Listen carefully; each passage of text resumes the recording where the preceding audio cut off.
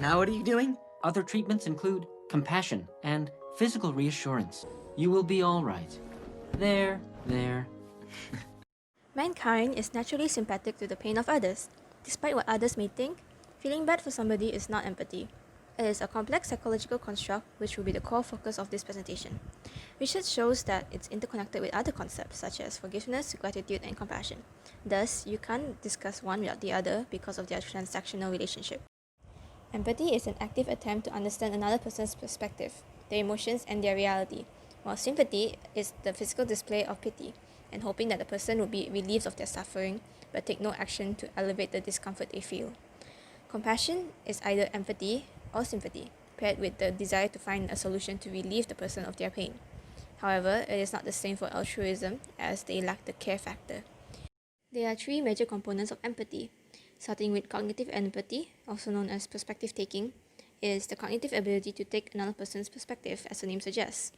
It is often used to assess how the other person feels and what they might be thinking. This trait is also commonly found in narcissists, Machiavellians, and sociopaths, just that they lack sympathy for their victims. Next is compassionate empathy, which refers to empathic concern for others, where we not only understand a person's predicament and feel with them, but are spontaneously moved to help if needed. Then we have emotional empathy. It is an effective response to another person, which often entails sharing that person's emotional state. This emotional contagion is known as the mirror neuron system by neuroscientists. An inability to manage their distress may lead to psychological burnout. However, emotional regulation is often used to soothe personal distress at the other's pain or discomfort, making it possible to mobilize compassion and helping behaviors for the other. I'm sorry they took your rocket.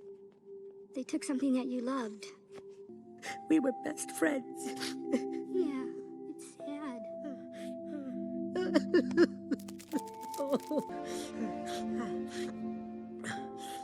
I'm okay now. Here's a diagram made to show the transactional relationships mentioned before. As you can see, there are different variations of combinations that can lead to different results. Empathy and compassion typically are responses that are directed towards others and play a pivotal role in granting interpersonal forgiveness. Forgiveness is a moral response that needs to address both justice and compassion. Its theory emphasizes the importance of responding to injustice in a moral way and maintain the humanity of the wrongdoer without ignoring or minimizing the wrongdoing, thus being able to promote flourishing. Females generally have higher trait empathy and trait forgiveness, and we should change this stereotype as limited studies show that gender has no effects on empathy levels.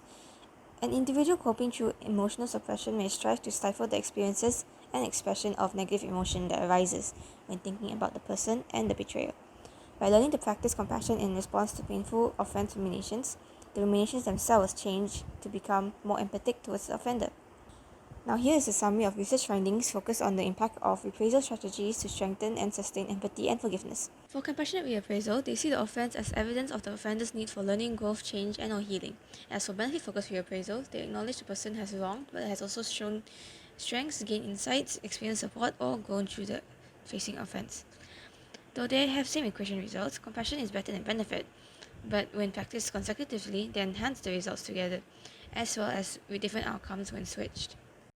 We all live in our own versions of reality, but it is crucial to our personal development, our relationships, and society itself that we make the effort to try and experience other people's reality as well.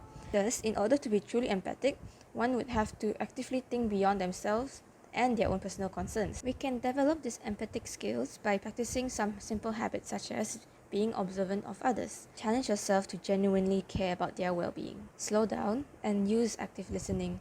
Try to understand their emotional state and their deeper motivations behind the statement.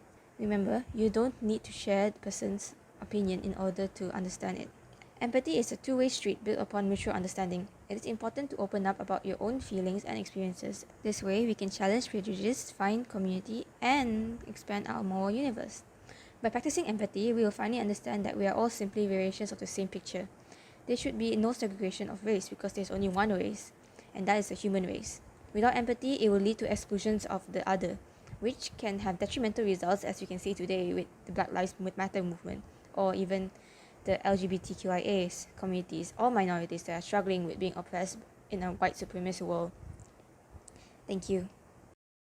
That was empathy. What? You could understand how I was feeling and understood it. That's empathy.